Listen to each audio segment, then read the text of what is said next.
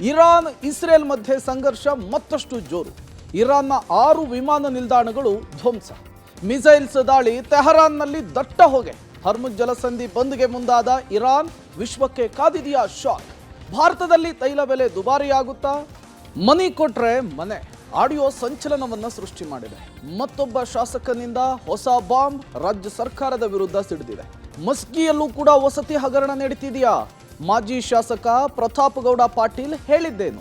ರಾಜು ಕಾಗೆ ಆರೋಪದ ಬಗ್ಗೆ ಸಿಎಂ ಹೇಳಿದ್ದೇನು?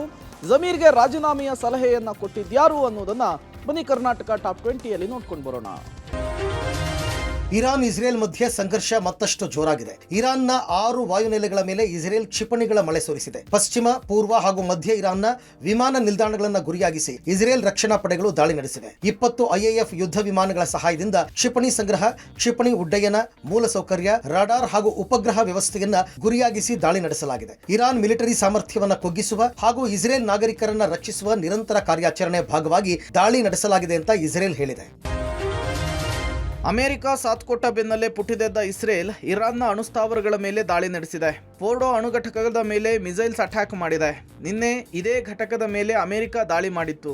ಇದೀಗ ಇರಾನ್ ಮೇಲೆ ಇಸ್ರೇಲ್ ಅಟ್ಯಾಕ್ ಮತ್ತಷ್ಟು ತೀವ್ರಗೊಂಡಿದೆ. ಇರಾನ್ನ ರಾಜಧಾನಿಯನ್ನ ಗುರಿಯಾಗಿಸಿಕೊಂಡು ಇಸ್ರೇಲ್ ಅಟ್ಯಾಕ್ ಮಾಡಿದೆ. ತೆಹರಾನ್ ಮೇಲೆ ಮಿಸೈಲ್ಸ್ಗಳ ಸುರಿಮಳೆಗೈದಿದೆ.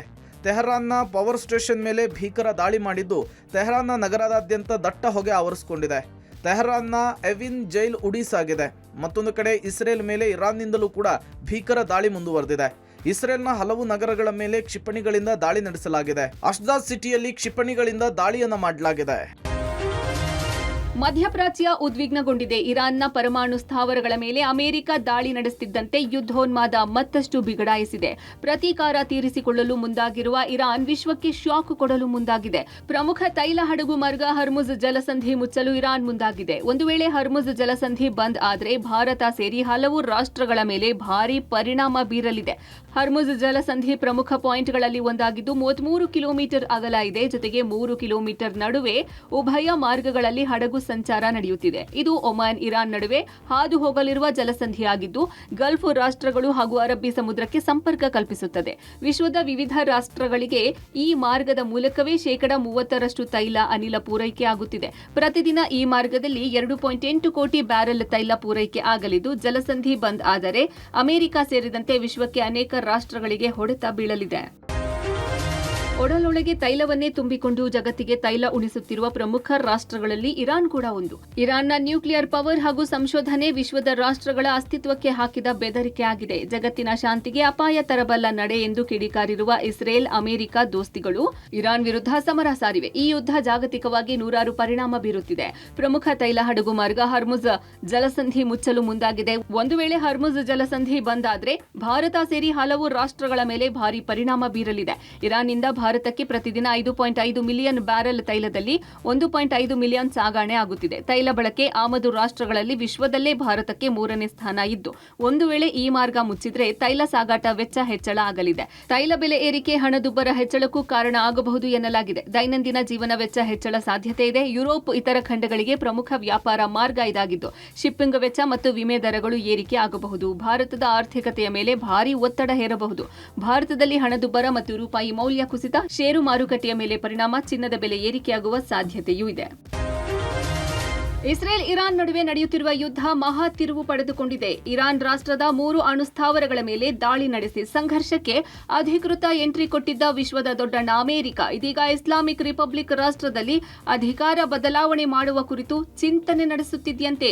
ಈ ಕುರಿತು ಸಾಮಾಜಿಕ ಜಾಲತಾಣದಲ್ಲಿ ಪೋಸ್ಟ್ ಮಾಡಿರುವ ಅಮೆರಿಕ ಅಧ್ಯಕ್ಷ ಡೊನಾಲ್ಡ್ ಟ್ರಂಪ್ ಇರಾನ್ ಅಧಿಕಾರ ಬದಲಾವಣೆ ಕುರಿತು ಮಹತ್ವದ ಸುಳಿವು ನೀಡಿದ್ದಾರೆ. ಇರಾನ್ನಲ್ಲಿ ಆಡಳಿತ ಬದಲಾವಣೆ ಮೂಲಕ ಮಧ್ಯಪ್ರಾಚ್ಯದಲ್ಲಿ ಶಾಶ್ವತ ಶಾಂತಿ ನೆಲೆಸುವಂತೆ ಮಾಡುವ ಸಾಧ್ಯತೆ ಕುರಿತು ನಾವು ಚಿಂತಿಸುತ್ತಿದ್ದೇವೆ. ಆಡಳಿತ ಬದಲಾವಣೆ ಎಂಬ ಪದವನ್ನು ಬಳಸುವುದು ರಾಜಕೀಯವಾಗಿ ಸರಿಯಲ್ಲ. ಆದರೆ ಪ್ರಸ್ತುತ ಆಯತೊಲ್ಲಾ ಅಲಿ ಖಮೇನಿ ಆಡಳಿತ ಇರಾನ್ನನ್ನ ಮತ್ತೆ ಶ್ರೇಷ್ಠಗೊಳಿಸಲು ಸಾಧ್ಯವಾಗದಿದ್ದರೆ ಆಡಳಿತ ಬದಲಾವಣೆ ಬಗ್ಗೆ ಯಾಕೆ ಚಿಂತಿಸಬಾರದು ಎಂದು ಹೇಳಿದ್ದಾರೆ. ಇದೇ ವೇಳೆ ಇರಾನ್ ಮೇಲೆ ಆಪರೇಷನ್ ಮಿಡ್ನೈಟ್ ಹ್ಯಾಮರ್ ಯಶಸ್ವಿ ಕಾರ್ಯಾಚರಣೆಯ ಬಳಿಕ ಅಮೆರಿಕದ B-2 ಯುದ್ಧ ವಿಮಾನಗಳು ಸುರಕ್ಷಿತವಾಗಿ ಮಿಸ್ಸೋರಿಯಲ್ಲಿ ಬಂದಿಳಿದಿವೆ ಎಂದು ಟ್ರಂಪ್ ಮಾಹಿತಿ ನೀಡಿದ್ದಾರೆ. ಮತ್ತೊಂದು ಪೋಸ್ಟ್ನಲ್ಲಿ ಇರಾನ್ ಮೇಲಿನ ದಾಳಿ ಅತ್ಯಂತ ಕಠಿಣ ಹಾಗೂ ನಿಖರವಾಗಿದ್ದವು, ನಮ್ಮ ಸೇನೆಯ ಸಾಮರ್ಥ್ಯವನ್ನು ತೋರಿಸಿದೆ ಎಂದು ತಿಳಿಸಿದ್ದಾರೆ. ಇರಾನ್ ಇಸ್ರೇಲ್ ನಡುವಿನ ಸಂಘರ್ಷ ತಾರಕಕ್ಕೇರಿದೆ. ಇದೀಗ ಇರಾನ್ ಮೇಲೆ ಅಮೆರಿಕವು ದಾಳಿ ನಡೆಸಿದ್ದು ಯುದ್ಧದ ಉದ್ವಿಗ್ನತೆ ಮತ್ತಷ್ಟು ಹೆಚ್ಚಾಗಲಿದೆ. ಇಸ್ರೇಲ್ಗೆ ಬೆಂಬಲಿಸಿ ಅಮೆರಿಕ ಇರಾನ್ನ ಅಣುಸ್ಥಾವರ ಘಟಕಗಳ ಮೇಲೆ ದಾಳಿ ನಡೆಸಿದೆ. ಇದರಿಂದ ರಷ್ಯಾ, ಚೀನಾ ಕೆರಳಿದ್ದು ಅಮೆರಿಕದ ಮೇಲೆ ಕೆಂಡ ಕಾರುತ್ತಿವೆ. ಇರಾನ್ಗೆ ಬೆಂಬಲಿಸಿ ಅಮೆರಿಕದ ಮೇಲೆ ರಷ್ಯಾ, ಚೀನಾ ದಾಳಿ ಮಾಡಿದ್ರೆ ಬಲಿಷ್ಠ ರಾಷ್ಟ್ರಗಳ ಯುದ್ಧಕ್ಕೆ ಮುನ್ನುಡಿ ಬರೆದು ರಕ್ತ ಕ್ರಾಂತಿ ಆರಂಭ ಆಗುವ ಆತಂಕ ಜಗತ್ತಿಗೆ ಕಾಡುತ್ತಿದೆ.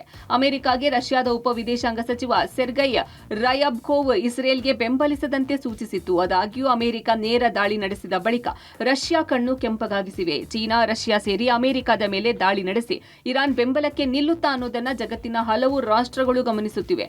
ಇನ್ನು ಈ 3 ರಾಷ್ಟ್ರಗಳ ದಾಳಿ ಪ್ರತಿದಾಳಿಯಿಂದ ಭಾರತದ ಆರ್ಥಿಕತೆಯ ಮೇಲೂ ಪರಿಣಾಮ ಬೀಳಲಿದೆ. ಇರಾನ್ನ ಪರಮಾಣು ನೆಲೆಗಳನ್ನು ಹೊಡೆದುರುಳಿಸೋಕೆ ಅಮೆರಿಕ ಸೇನೆ ಬಳಸಿದ B-2 ಬಾಂಬರ್ ಯುದ್ಧ ವಿಮಾನ ಇರಾನ್ಗೆ ಪ್ರಯಾಣ ಮಾಡೋದಕ್ಕೆ ಮಾಡಿದ ಸಾಹಸದ ಮಾಹಿತಿ ಇದೀಗ ಬಹಿರಂಗಗೊಂಡಿದೆ. ಇರಾನ್ ಯುದ್ಧದಲ್ಲಿ ಇಸ್ರೇಲ್ ಪರ ನಿಂತಿರುವ ಅಮೆರಿಕ ಮೊನ್ನೆ ರಾತ್ರಿ ಇರಾನ್ನ ಪರಮಾಣು ಘಟಕಗಳ ಮೇಲೆ ಪ್ರಬಲ ದಾಳಿಯನ್ನು ನಡೆಸಿದ್ದು, ಈ ದಾಳಿಗಾಗಿ ಅಮೆರಿಕ ಸೇನೆ ತನ್ನ ಬಲಿಷ್ಠ B-2 ಸ್ಪಿರಿಟ್ ಬಾಂಬರ್ ಯುದ್ಧ ವಿಮಾನವನ್ನು ಬಳಕೆ ಮಾಡಿತ್ತು. ಈ ಪ್ರಬಲ ಯುದ್ಧ ವಿಮಾನ ಅಮೆರಿಕದ ಮಿಸೌರಿಯಿಂದ ಸುಮಾರು 36 ಗಂಟೆಗಳ ಕಾಲ ನಿರಂತರವಾಗಿ ಹಾರಾಟ ನಡೆಸಿ ವಾಪಸ್ಸಾಗಿದೆ. ಇನ್ನು ಸತತ 36 ಗಂಟೆಗಳ ಪ್ರಯಾಣಕ್ಕಾಗಿ B-2 ಸ್ಪಿರಿಟ್ ಯುದ್ಧ ವಿಮಾನಕ್ಕಾಗಿ ಸಾಕಷ್ಟು ಪೂರ್ವ ತಯಾರಿ ಮಾಡಲಾಗಿತ್ತು. ಹಲವಾರು ಬಾರಿ ಮಧ್ಯದಲ್ಲೇ ಯುದ್ಧ ವಿಮಾನಕ್ಕೆ ಇಂಧನ ತುಂಬಿಸಲಾಗಿತ್ತು.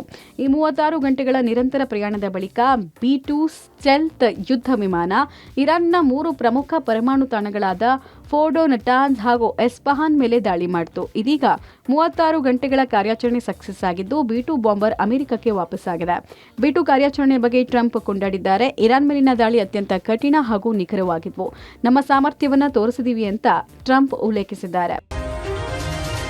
ಹಣ ನೀಡಿದವರಿಗಷ್ಟೇ ವಸತಿ ನಿಗಮದಲ್ಲಿ ಮನೆಗಳನ್ನು ಮಂಜೂರು ಮಾಡಲಾಗ್ತಾ ಇದೆ ಎಂಬ ಕಾಂಗ್ರೆಸ್ ಶಾಸಕ BR ಪಾಟೀಲ್ ಆಡಿಯೋ ವೈರಲ್ ಆದ ಬೆನ್ನಲ್ಲೇ ಇದೀಗ ಮತ್ತೊಬ್ಬ ಕಾಂಗ್ರೆಸ್ ಶಾಸಕ ಹೊಸ ಬಾಂಬ್ ಸಿಡಿಸಿದ್ದಾರೆ. ಸರ್ಕಾರದ ಕಾರ್ಯವೈಖರಿ ವಿರುದ್ಧ ಶಾಸಕ ರಾಜು ಕಾಗೆ ಸಿಡಿದಿದ್ದಾರೆ. BR ಪಾಟೀಲ್ ನಂತಹ ಪರಿಸ್ಥಿತಿ ನಂದೂ ಆಗಿದೆ ಅಂದಿದ್ದಾರೆ. ರಾಜ್ಯದಲ್ಲಿ ಸಿಎಂ ಸಿದ್ದರಾಮಯ್ಯ ಆಡಳಿತ ಸಂಪೂರ್ಣ ವಿಫಲವಾಗಿದೆ. ದುಡ್ಡು ಕೊಟ್ಟರೆ ಮಾತ್ರ ವರ್ಕ್ ಆರ್ಡರ್ ಸಿಗೋ ಪರಿಸ್ಥಿತಿ ಇದೆ. ಕಾಮಗಾರಿ ವರ್ಕ್ ಆರ್ಡರ್ ಕೊಡೋದಕ್ಕೆ ಸರ್ಕಾರ ವಿಳಂಬ ಮಾಡಿದೆ ಅಂತ ಆರೋಪಿಸಿದ್ದಾರೆ. ಹೇಳ್ತೀನಿ, BR ಪಾಟೀಲ್ ಹೇಳಿದ್ರಲ್ಲ, ಅದು ಆಪುಂಗತೆ ನಂದು ಪರಿಸ್ಥಿತಿ ಆಗೈತಿ. ಅದೇನು ಸುಳ್ಳಲ್ಲ, ಅದು ಕರೆನೇ ಐತದ. ನಂದು ತಗೋರಿ ಅದನ್ನ 2 ವರ್ಷ ಆಯ್ತ್ರಿ ಕಾಯಿ ಹೊಡೆದ ಸ್ಟೇಷನ್ ಅನುದಾನ ಕೊಟ್ರಿ. ಇದು ತಗೋರಿ ಸೀರಿಯಸ್ ಐತಿದಾವ ಇಲ್ಲಿವಲ್ಲ. 13 ಕೋಟಿ ರೂಪಾಯಿ 2 ವರ್ಷ ಆಯ್ತು ನಮಗೆ. ಎಂದು ಕೊಟ್ಟಿದ್ದಾರೆ ಅದನ್ನ ಅನುದಾನ? ಇದುವರೆಗೆ ವರ್ಕ್ ಆರ್ಡರ್ ಕೊಟ್ಟಿಲ್ಲ. 2 ವರ್ಷ ಬೇಕು ಒಂದು ಕೆಲಸ ಮಾಡ್ಲಕ್ಕ. ನಾನು ರಾಜೀನಾಮೆ ಕೊಡುವ ನಿಟ್ಟಿನಲ್ಲಿ ನನ್ನ ಮನಸ್ಥಿತಿ ಬಂದಿದೆ. ವಸತಿ ಯೋಜನೆ ಭ್ರಷ್ಟಾಚಾರ ಶಾಸಕ BR ಪಾಟೀಲ್ ಕ್ಷೇತ್ರಕ್ಕೆ ಮಾತ್ರ ಸೀಮಿತ ಆಗಿಲ್ಲ. ಇಡೀ ರಾಜ್ಯಾದ್ಯಂತ ವಸತಿ ಯೋಜನೆಯಲ್ಲಿ ಭ್ರಷ್ಟಾಚಾರ ಆಗಿದೆ.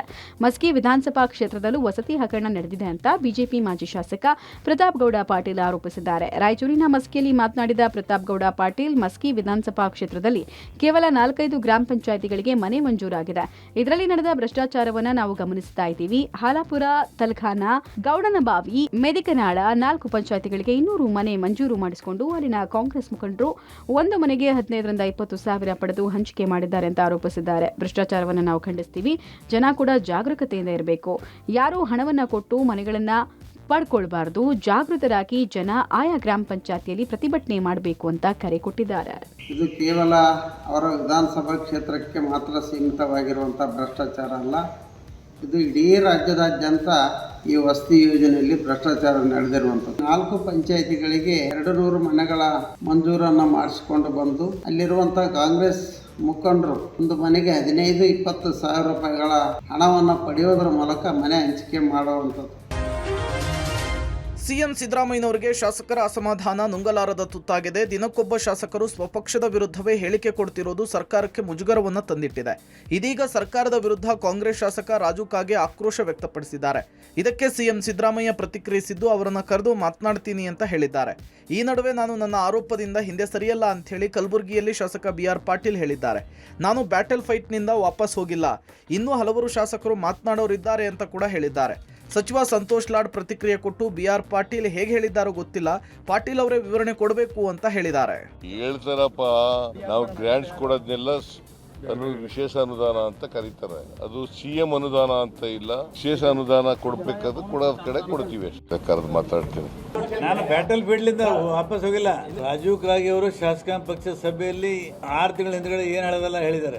ಇನ್ನ ಬಹಳ ಮಂದಿ ಹೇಳೋರು ಅವ್ರು ಯಾವ ದೃಷ್ಟಿಯಿಂದ ಹೇಳಿದ್ದಾರೆ, ಯಾಕಂದ್ರೆ is one of the most senior most man. ನನಗೆ ಅವ್ರ ಬಗ್ಗೆ ಅಪಾರವಾದಂತ ಗೌರವ ಇದೆ. ಅವ್ರು ಏನ್ ಹೇಳಿದ್ದಾರೆ, ಅವ್ರು ಏನ್ ಕಮೆಂಟ್ ಮಾಡಿದ್ದಾರೆ ನನಗೆ ಗೊತ್ತಿಲ್ಲ. ಯಾವ ರೆಫರೆನ್ಸ್ ಹೇಳಿದ್ರೆ ನನಗೆ ಗೊತ್ತಿಲ್ಲ. ಆ ರೆಫರೆನ್ಸ್ ಬಗ್ಗೆ ಕ್ಲಾರಿಫಿಕೇಶನ್ ನೀವು ಅವರಿಗೆ ಕೇಳಬೇಕು. ಡಿಪಾರ್ಟ್ಮೆಂಟ್ ವೈಸ್ ರಿವ್ಯೂ ಬೇಕಿದ್ರೆ ನಮ್ಮ ಡಿಪಾರ್ಟ್ಮೆಂಟ್ ನಾವು ಹೇಳ್ಬೋದು. ಅವ್ರು ಯಾವ್ದು ಪರ್ಟಿಕ್ಯುಲರ್ ಒಂದು ಡಿಪಾರ್ಟ್ಮೆಂಟ್ ಬಗ್ಗೆ ಹೇಳಿದ್ರೆ ನನಗೆ ಗೊತ್ತಿಲ್ಲ. ವಸತಿ ಇಲಾಖೆಯಲ್ಲಿ ಮನಿ ಕೊಟ್ಟರೆ ಮನೆ ಗೋಲ್ಮಾಲ್ ವಿಚಾರಕ್ಕೆ ಸಂಬಂಧಪಟ್ಟಂತೆ ಬಿಆರ್ ಪಾಟೀಲ್ ಹೇಳಿಕೆಗೆ ಕಾಂಗ್ರೆಸ್ ಶಾಸಕರಿಂದಲೇ ಬೆಂಬಲ ವ್ಯಕ್ತವಾಗಿದೆ. ಬಿಆರ್ ಪಾಟೀಲ್ ಆರೋಪದ ಬಗ್ಗೆ ಬೇಳೂರು ಗೋಪಾಲಕೃಷ್ಣ ತನಿಖೆಗೆ ಒತ್ತಾಯಿಸಿದ್ದಾರೆ. ವಸತಿ ಸಚಿವ ಜಮೀರ್ ರಾಜೀನಾಮೆ ಪಡೆಯುವುದು ಸೂಕ್ತ ಎಂದಿದ್ದಾರೆ. ಅಕ್ರಮ ಸಾಬೀತಾಗಿಲ್ಲ ಅಂದ್ರೆ ಬೇಕಿದ್ರೆ ಮಂತ್ರಿ ಸ್ಥಾನದಲ್ಲಿ ಮುಂದುವರಿಯಲಿ ಅಂತ ವಸತಿ ಸಚಿವ ಜಮೀರ್ಗೆ ಬೇಳೂರು ಗೋಪಾಲಕೃಷ್ಣ ಸಲಹೆ ನೀಡಿದ್ದಾರೆ. ಹಿರಿಯ ಸದಸ್ಯರು ಇವತ್ತು ಏನು ಅಪಾದನೆ ಮಾಡಿದ್ದಾರೆ, ನನ್ನ ಲೆಕ್ಕ ಇದೇನಾದ್ರು ತನಿಖೆ ಮಾಡಿ ಅದು ತಪ್ಪಿಸೋ ತರ ಮಂತ್ರಿ ರಾಜೀನಾಮೆ ಕೊಡೋದು ಒಳ್ಳೇದಾಗುತ್ತೆ. ನನ್ನ ಲೆಕ್ಕ ಇದರಲ್ಲಿ 2 ಮಾತಿಲ್ಲ. ಇದರಲ್ಲಿ ಬೇರೆ ಬೇರೆ ಹಗರಣದಲ್ಲೂ ಸಹ ಇವಾಗ ಕೆಲವರೆಲ್ಲ ರಾಜೀನಾಮೆ ಕೊಟ್ಟು ಇವತ್ತು ನೋಡಿದ್ದೀರಿ. ಆಗಿಲ್ಲ ಅಂತ ಹೇಳಿದ್ರೆ ಮತ್ತೆ ಅವ್ರು ತಗೊಳಕ್ಕೆ ಅವಕಾಶ ಇರುತ್ತೆ. ಆ ಥರ ಏನಿದ್ರೆ ರಾಜೀನಾಮೆ ಕೊಡೋದು ಒಳ್ಳೇದು ಅಂತ ನನ್ನೊಂದು ಭಾವನೆ.